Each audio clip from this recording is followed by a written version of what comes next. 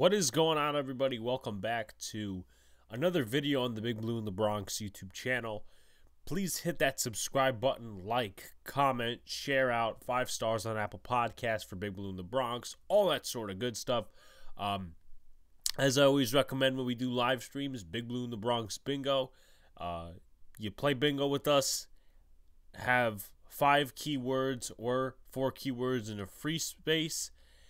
Those are catchphrases, and you win bingo, you get some free merch. So obviously that's another perk, and we're close to 1,000. We have to get to 900 first, obviously. So let's hit that like button, subscribe to all the good stuff, and let's get right into it. So today's topic, I decided, was going to be about Saquon Barkley. Now, I decided it was not going to be a video of, oh, you know, should we resign Saquon Barkley? Should we not resign Saquon Barkley? Because I think that's too generic, and I think a lot of people are going into that.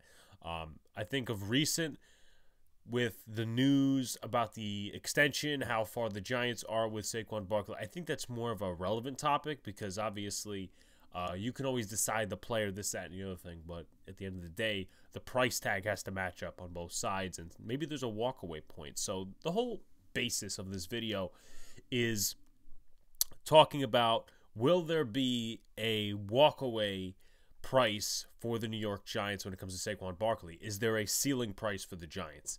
Basically saying, if he asks for too much, could the Giants walk away, and should they walk away? So a lot of that's going to be in this video. Once again, stay with us, like, comment, and subscribe to all the good stuff. So Saquon Barkley, right? You know, he had a fantastic rookie year, rookie of the year. Second year, he got to 1,000 yards, had 3 games on the bench due to a high ankle sprain. Torn ACL left him out of the 2020 season, probably the latter half, really. He played 2 games towards ACL in the second one against the Bears, so there's that. Comes back in 2021, misses, I think, 3 games with another ankle injury, so there's that. And then this year, no injuries. Saquon Barkley has a, season high in his career for yards-wise. I don't think he got there in terms of scrimmage yards because he didn't have as many catches as his rookie year, but 1,000, some odd rushing yards. But I think it was 1,300, somewhere around that mark. So, obviously, the first half of the season, just to go more into depth, the New York Giants revolved around Saquon Barkley as their offense. Tennessee, the Panther game, the Dallas Cowboys game, all these different games. And I kind of complained about it a little bit down the stretch because it started to show different things.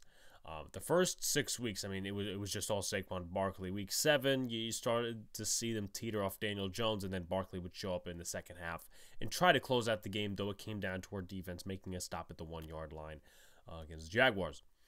So Week 8 was a game that the offense really didn't do well, and I recognize multiple things. Besides Daniel Jones not playing well, the receivers not separating, Saquon Barkley was back to his dancing self.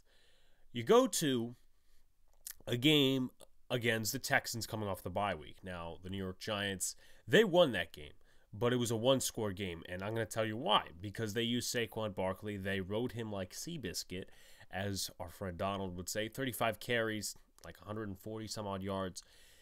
In essence, it's good for the game in terms of running clock, all these different things against a bad defense, but at the same time, it's not good long term. And while we did take out, hey, listen, this side of the ball play well, whatever, it was not good long term because there were also plays where Daniel Jones, if he had, kept it in terms of passing wise, he would have been more efficient, and he was on a different type of game that game. He was on a different type of level, throwing to Hodgins, throwing to Slayton. So he was good that game, but they didn't use him as much, probably because Saquon was working for them, and they wanted to keep it within 1 score. So those 2 games I kind of got questioned for complaining about the Giants' offense and the philosophy, but I heard the excuses, oh, we don't have the personnel, oh, Saquon is the best player on offense, this, that, and the other thing. So I found it odd that it was just the excuse making. And I'm not a person that wants to be right, but the next few weeks kind of showed that Saquon Barkley was off. the Lions game. 15 carries, 22 yards. That doesn't get it done. And he was dancing. You look at the film, he was dancing. The next week against the Cowboys, not very good. I mean, the Giants were riddled with injuries all over the place. Not very good. Maybe one or two big runs, but just not there. The next week against the Commanders, sort of there. He had a big 13-yard run for a touchdown, but nothing else on that note. Next game against the Eagles, he just looked off, right? He would take one hit, he'd be down. That was one of the drives. The Giants were near the goal line. Nonetheless, I think the game was over at that point, right?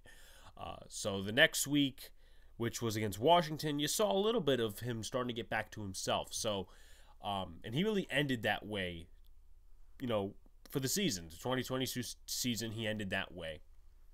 So, with that being said, there's statistical analytics that show Saquon Barkley is great in the first half. He's great at the end of the season, but middle, he breaks down. And this all factors into what the news came out this week was. And the news was, obviously Saquon said in his presser, look, I want to be realistic. I want to come back. When he was asked about, the running back market, resetting it, whatever. And Joe Schoen said, if it fits, we'll bring back Saquon Barkley. We'd like to bring back a lot of guys. So he was firm, but he was also not giving in to the fact he wasn't like praising Saquon Barkley like, oh my God, he's the best player on offense or whatever. Like, he's not going out that way, and I wouldn't expect a GM to go out that way. So then you get the news via Ralph Vacchiano, I believe it was. Dov Kleeman was also one of the guys to report as well. So there's two separate reports. A, that the New York Giants around the bye week offered him $12 million. That didn't fit him. They were not there in terms of numbers on an extension. And $12 million, I mean, I'll give you guys a couple of names that earn $12 million a year. Aaron Jones, Joe Mixon, and Nick Chubb. And those are all pretty good running backs. I mean, I'd argue Chubb and Mixon are probably better than Jones, but maybe that's recency bias. Maybe that's a couple of different things because they don't use Jones a ton. They really haven't lately.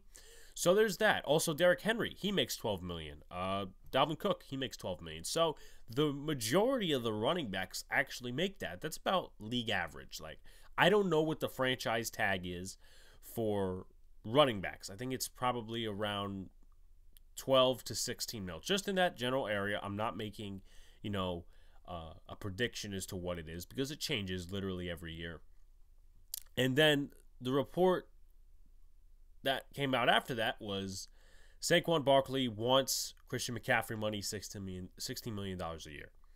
So there's that. And Joe Schoen did say in his presser, listen, there's going to be a walk-away point with some of these guys where, if we don't feel they're at their value or they're at that value, there's a fly flying around. If we don't feel they're at that value in terms of money, we're going to walk away. And that's going to be that. So it's going to be an interesting offseason. I think there definitely is a ceiling towards this whole Saquon Barkley thing. I think a lot of players have a ceiling in terms of asking price. I think Julian Love has a ceiling in terms of asking price. I think Daniel Jones has a ceiling in terms of asking price before the walkaway point. So why I'm centering it around the running back conversation is this. Running back is not the position it was many years ago. You look at the 90s, early 2010s, 2000s, you have a big chunk of running backs, right? Eric Dickerson, Marshall Faulk, Barry Sanders. It's not that type of league anymore. I'm not going to say that you don't need a good running back to win a championship because that's not true. But sometimes you have to spread the money and allocate the money elsewhere. And when I'm talking about the running back position, I'm talking about it in an aspect of Saquon Barkley. Yes, he's had his injury history, but it's also a shelf life for a running back. Obviously, Christian McCaffrey's still playing, Zeke's still playing, Dalvin Cook. Those guys were drafted from 2016 on to now. Todd Gurley is one of the examples you could say, okay, he retired early, due to injury. Todd Gurley was drafted in 2015, 2016, 2017, 2018. After that, it was a fall off because of his arthritis. So there is a shelf life with these running backs, and the Giants are looking probably long-term in terms of a lot of their solutions, quarterback, offensive line, running back. And people are making these conspiracy theories that we're going to draft that running back out of Texas. I don't believe in that, because we'd be doing the same thing we did with Barkley, but at the same time, you can find running backs in the third, the fourth, the fifth. There's a lot of good running backs coming out in free agency in the draft. And I'm not saying Saquon as a talent is replaceable, and I get it. Listen, I want to bring Saquon back because locker room, he's a solid player, more than a solid player. I mean, he was our offense for the first half of the year, but I'm also not emotionally attached to some of these players. And I think, Giant fans need to learn that a little bit is, if Daniel Jones goes and they have a solution in their heads, we shouldn't be saying, oh, this is bad because of emotion or locker room, whatever. I'm not saying agree with every move that the front office makes this offseason, but at the same time, you can't be emotionally attached. If you have an argument with someone, it can't be about emotion. It has to be about statistics. It has to be about how they played and how the team's going to miss them. But to center down to the Saquon Barkley point, do I think Saquon Barkley is worth 16? I'm going to say no. If they could meet in the middle at 14, I would be happy. And if they sign him to a $16 million contract per year, I'm not mad about it. But at the end of the day, the ends have to justify the means. And if they sign him to some 4-year contract and he bums out in 2 years, it's not a good look on the people who signed the contract being the front office. It's just not. At the end of the day, because running backs have a shelf life. It is what it is. That's the NFL is. The hits, as players become more athletic and as they are better at certain things, they also have a wear and tear on their bodies. It's just what it is now in the NFL. It's more dangerous of a sport than I think it ever has been in certain areas. And running backs can't take hits like they did 30 years ago, 10 years ago, 20 years ago. So there is a ceiling with Saquon Barkley. There is a ceiling with how many years he's got left in the NFL. There's also a ceiling in terms of the money he's going to be asking for. Because if he asks for $17, $18 million and he looks to reset the market at that level, the Giants will walk away and say, I'm sorry, no. But appreciate you guys coming out to this video. It's a different type of video. It's not, oh, bring this guy back or whatnot. It's just talking about the situation at hand with the New York Giants and Saquon Barkley, signing him back, all these different things that factor into it, the injury history. So like, comment, subscribe, turn on post notifications so you know when a live stream pops video drops. Appreciate y'all coming back. Going to be more off-season videos. We're slowly getting into that part where we're talking about draft, we're talking about free agency, talking about our own guys. Yes, the Super Bowl hasn't happened yet. That's why I'm not breaking into draft right away. Not breaking into Senior Bowl right away. And, we're slowly getting out of the podcast type of thing. Like what I usually do for those who are new subscribers is, when it comes to the off season, I usually just do more videos than podcast episodes, and that's that. Like, comment, subscribe, do all the good stuff. Peace out, guys. See you later. Stay cool.